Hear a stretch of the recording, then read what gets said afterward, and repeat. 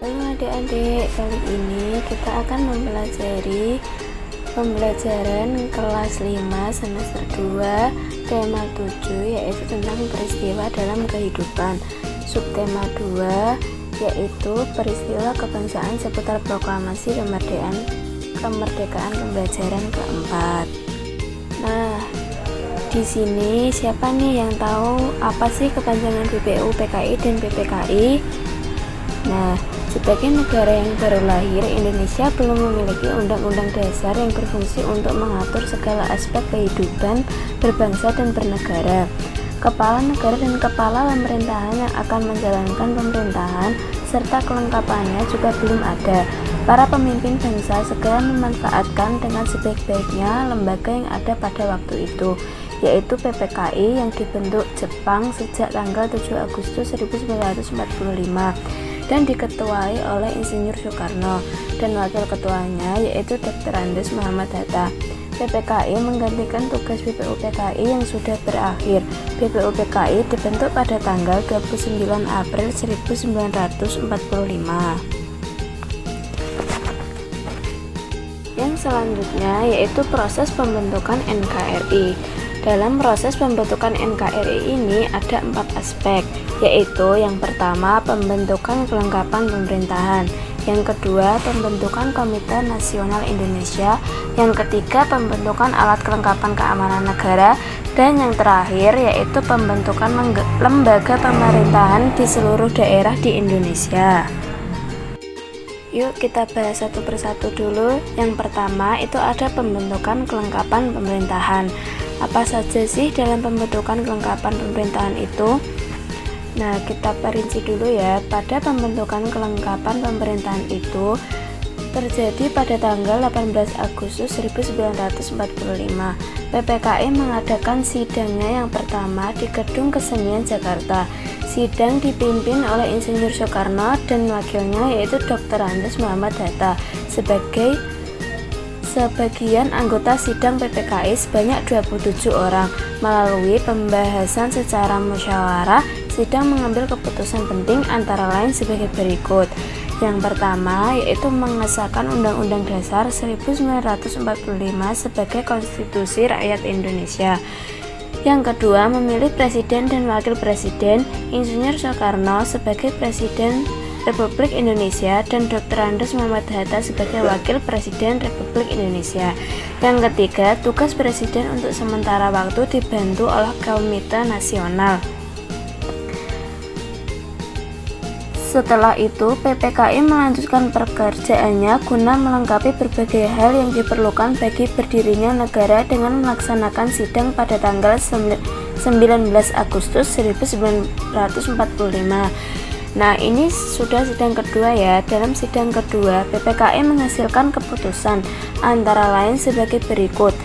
Yang pertama, menetapkan 12 kementerian yang membantu tugas presiden dalam pemerintahan.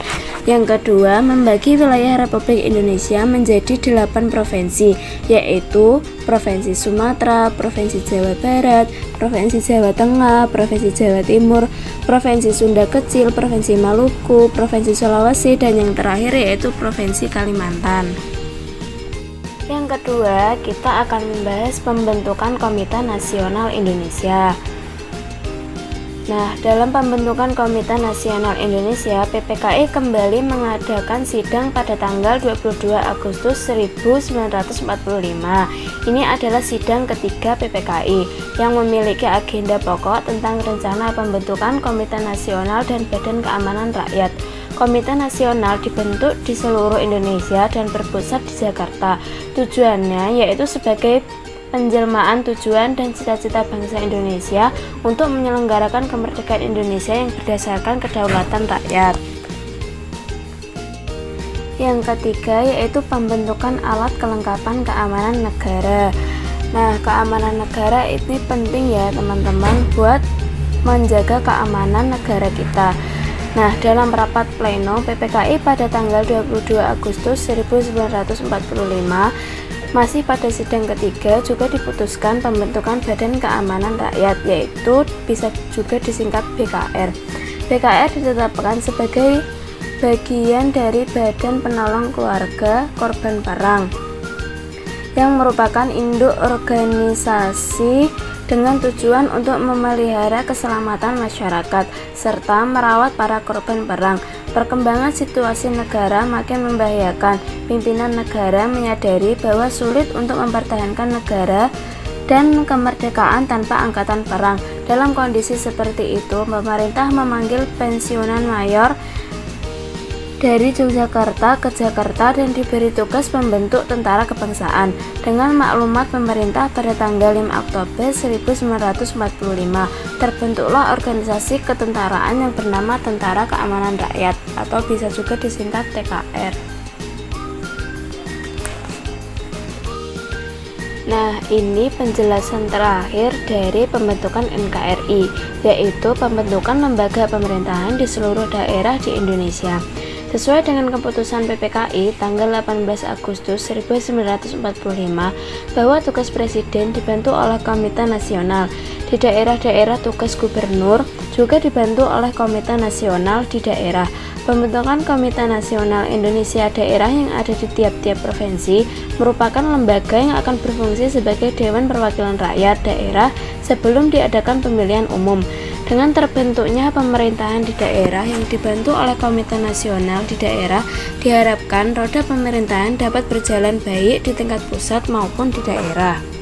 Selanjutnya kita akan membahas perjuangan salah satu pahlawan kita, yaitu Ahmad Suherjo.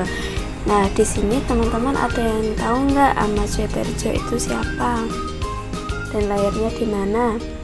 Nah, Ahmad Suherjo itu lahir di Karawang, Jawa Barat pada tanggal 23 Maret 1897. Beliau dikenal sebagai sosok yang rendah hati dan bersahaja. Peran yang menonjol adalah ketika beliau ikut menjadi panitia 9 yang merumuskan Piagam Jakarta yang menjadi cikal bakal pembukaan Undang-Undang Dasar 1945.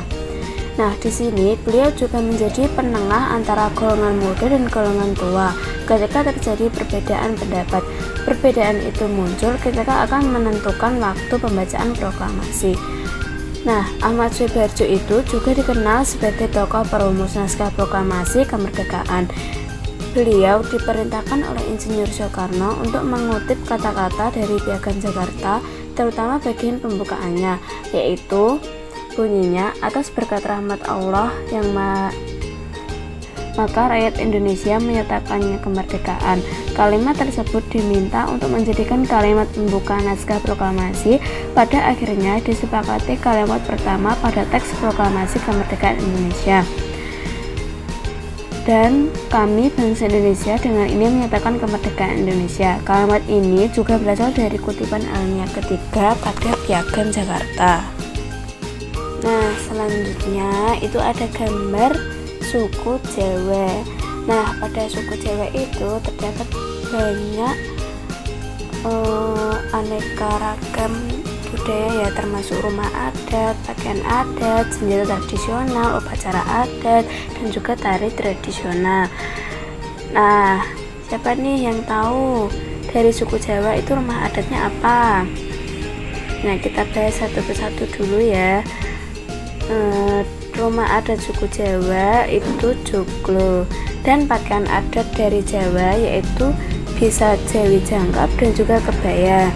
Nama senjata tradisional dari suku Jawa itu keris, dan nama upacara adat dari suku Jawa itu bisa tidak sitan dan juga tingkeban. Dan yang terakhir yaitu tari tradisional dari suku Jawa, yaitu tari gambyong.